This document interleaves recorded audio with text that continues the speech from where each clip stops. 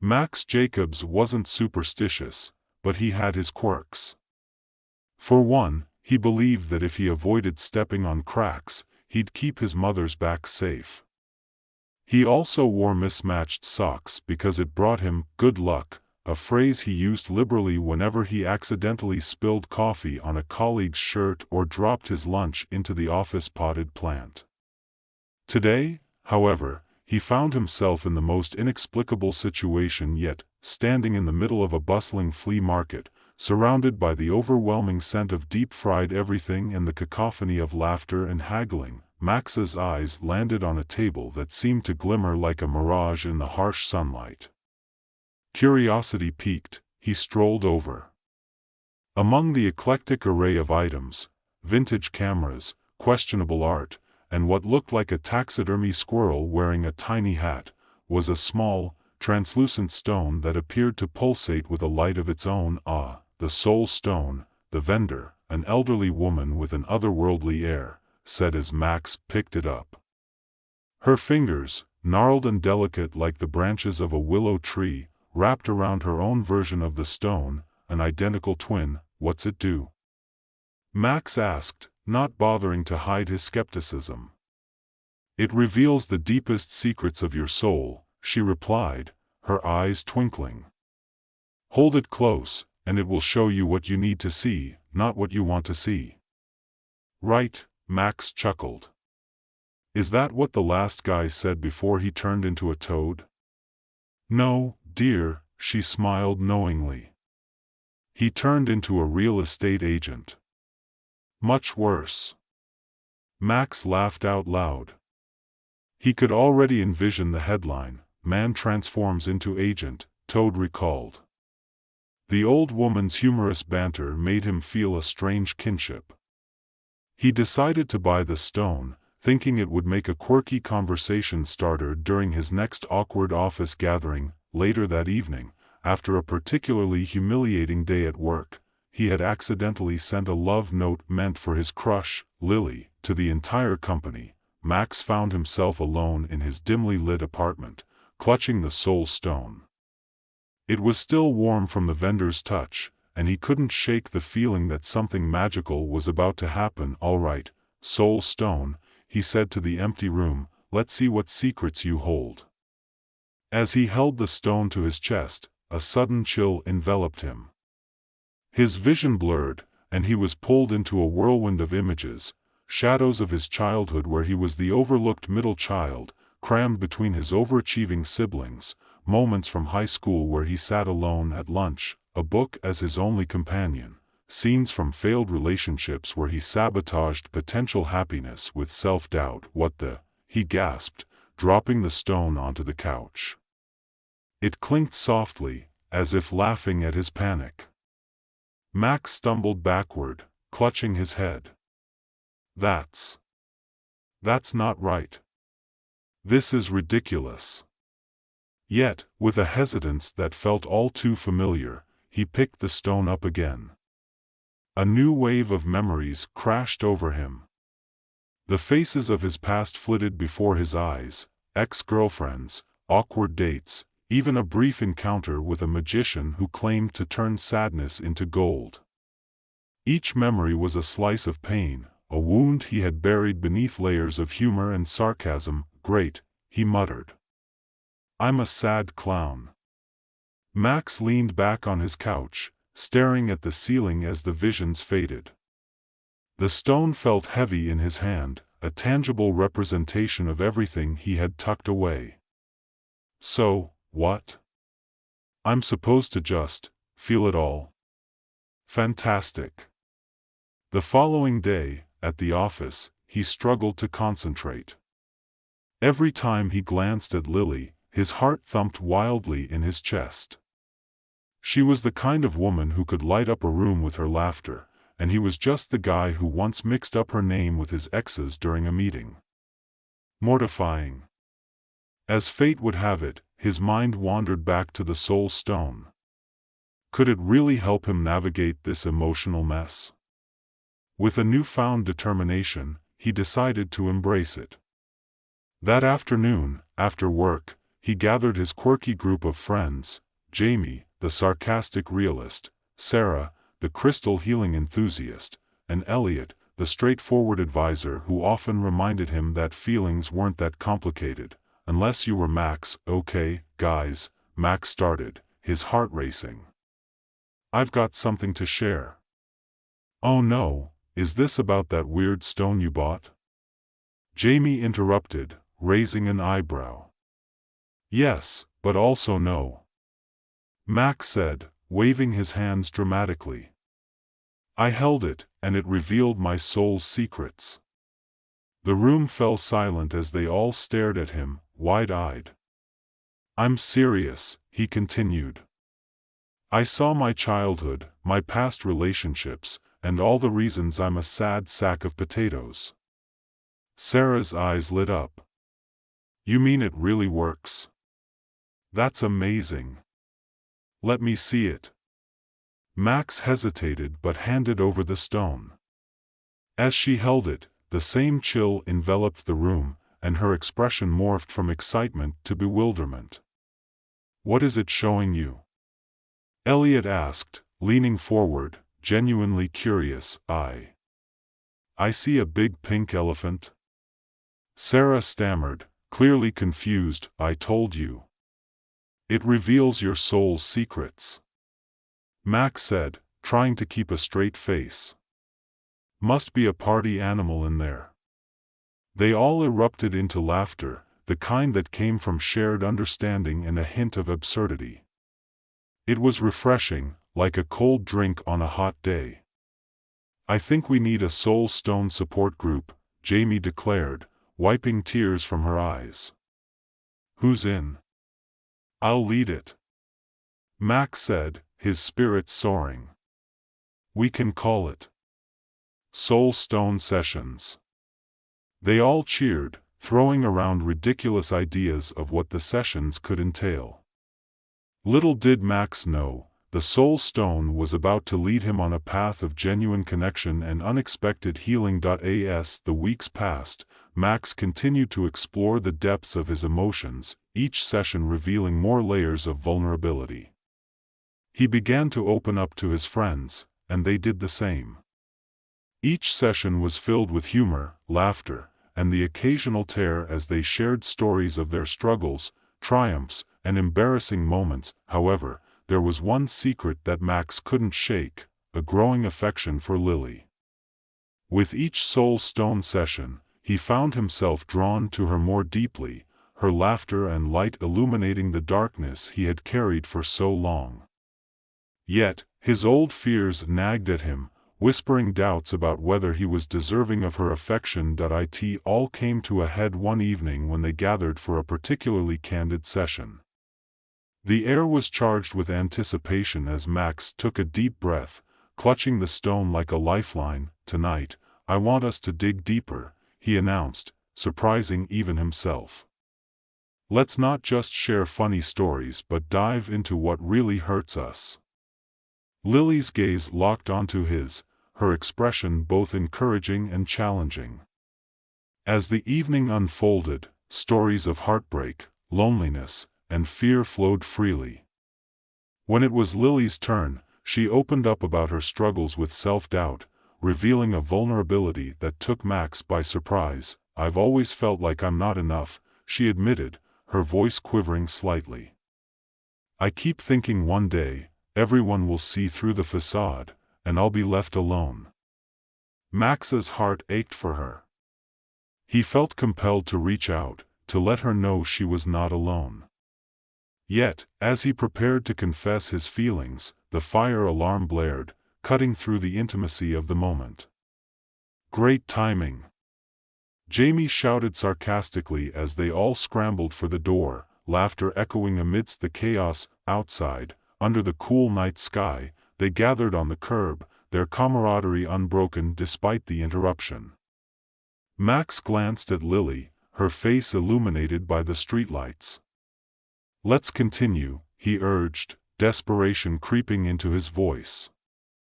But just as he opened his mouth to confess, a sudden gust of wind knocked the soul stone from his hands.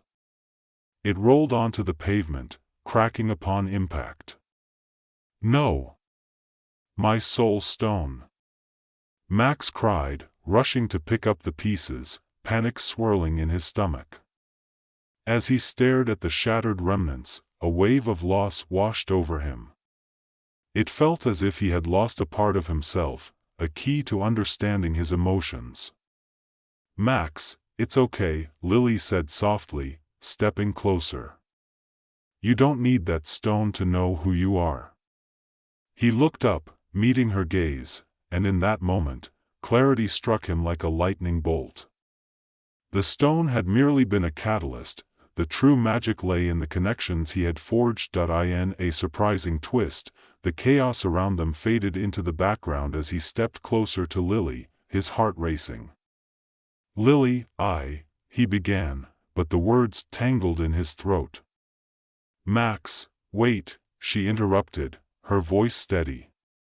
I've felt something too, but I was afraid. As laughter erupted from their friends in the background, Max took a deep breath, realizing this was his moment. He didn't need the stone anymore. He had already found what he sought: friendship, connection, and the courage to be vulnerable. Let's not be afraid, he said finally, his voice clear. Let's be honest with each other. The atmosphere shifted, and for the first time, the fear that had clouded his heart lifted, revealing a path forward. Together, Max stood on the curb, heart pounding, surrounded by his friends and the warm glow of streetlights. The fragments of the soul stone lay scattered like pieces of a puzzle he wasn't sure he could put back together. But he realized the stone was no longer necessary. The true magic wasn't in the mystical artifact but in the connections he had fostered and the courage he was beginning to embrace.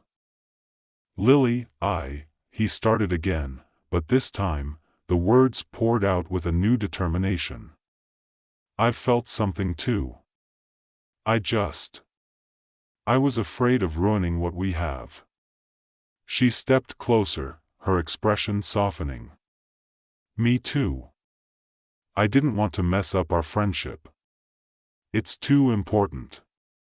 Then let's not mess it up, Max said, his voice steady, filled with hope. Let's be real with each other. I think we can be more than friends. Are you sure? Lily asked, searching his eyes. What if it doesn't work out? What if it does? He countered, his pulse racing. We've been there for each other through all the awkwardness and the ridiculousness of our lives. I don't want to keep pretending. The sounds of their friends joking and laughing faded into the background as they stood there, caught in their own bubble of honesty and vulnerability. Max could feel the weight of their unspoken words and shared fears, but beneath that weight, there was also a glimmer of possibility, a chance to embrace something new. Lily smiled slowly, and for a moment, the world around them felt suspended in time. Okay, she said softly, her voice barely above a whisper. Let's give it a shot. Just then, Jamie, noticing the charged atmosphere, sauntered over, a playful smirk on his face. Hey, lovebirds. If you're done with your moment, we've got a fire to extinguish here. I'm pretty sure the alarm's still blaring because of that cheese dip you made, Max. Max and Lily burst into laughter, the tension breaking like a bubble. The rest of their friends joined them, teasing and celebrating the awkward yet beautiful moment that had just unfolded. It was just like them, chaotic and silly, yet grounded in something genuine. As they made their way back inside, the conversation flowed easily, filled with playful banter and heartfelt confessions. Max felt lighter than he had in years. They settled back into their makeshift gathering, and the conversation soon shifted back to the soul stone. All right, so the stone's shattered, Jamie declared, picking up a large piece from the floor. What now? Do we hold a funeral for it or something? I say we throw a party in its honor, Sarah chimed in, her eyes sparkling with enthusiasm. "It helped us confront our demons. We should celebrate that." "Absolutely," Elliot added, pretending to conduct a choir. "Let's make it an annual Soul Stone Festival. We can commemorate the day we realized we're all a bunch of emotional wrecks." Max laughed, the warmth of camaraderie flooding his heart. It was all so perfectly imperfect. "All right, fine. Soul Stone Festival it is. We'll even have t-shirts made." As the group devolved into laughter and plans, Max felt a sense of belonging he had longed for. He had faced the painful truths about himself, but more importantly, he had shared those truths with the people he cared about most. Days turned into weeks, and the Soul Stone Festival became a highlight of their friendship. They would meet every month to share their triumphs and struggles, their conversations becoming richer and more profound with each gathering. Max and Lily's relationship blossomed into something beautiful and deeply rooted in trust and understanding. One evening, as they lounged in their usual spot on Max's couch, surrounded by snacks and the remnants of a failed attempt at karaoke, Lily leaned against him, her head resting comfortably on his shoulder.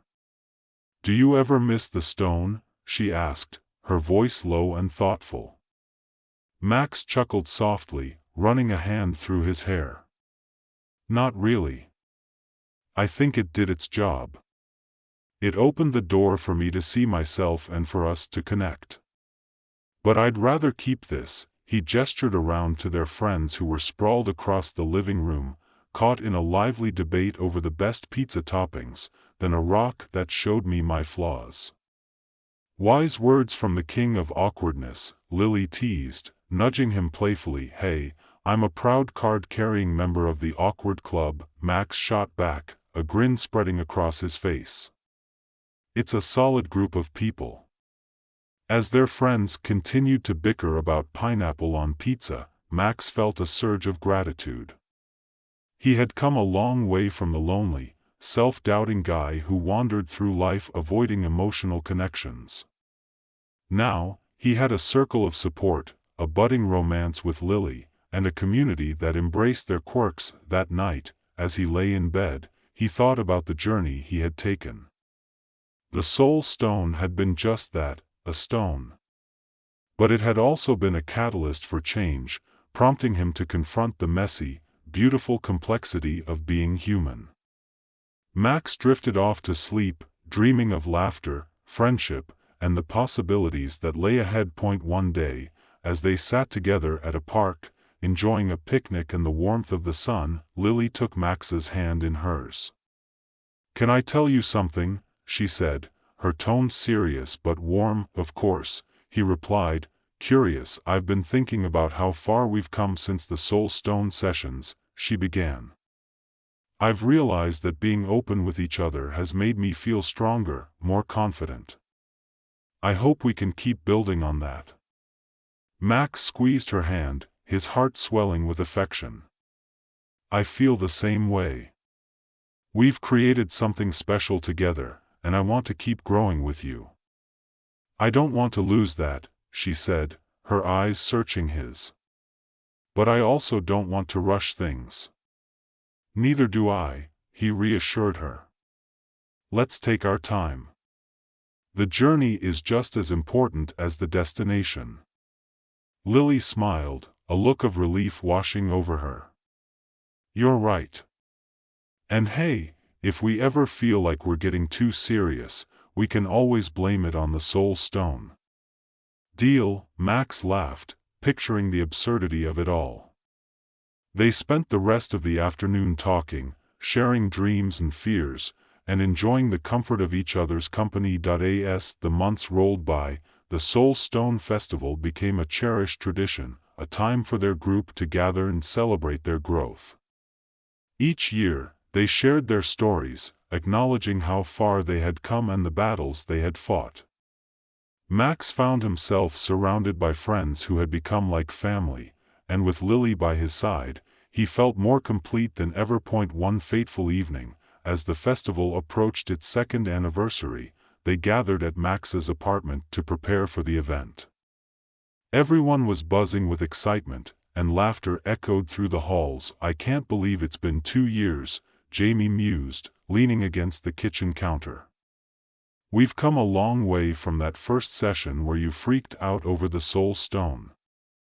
"I'd like to think we've leveled up," Max replied, a playful grin on his face. "We're now official champions of emotional health and awkwardness."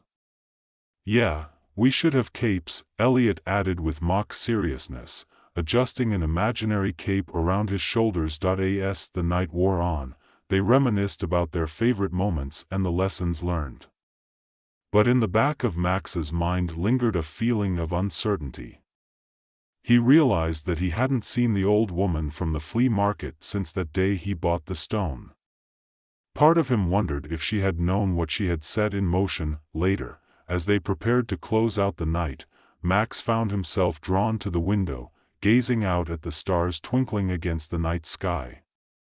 It felt like the perfect moment for reflection, and he couldn't help but wonder what else life had in store for him. Just then, Lily appeared beside him, her presence warm and comforting.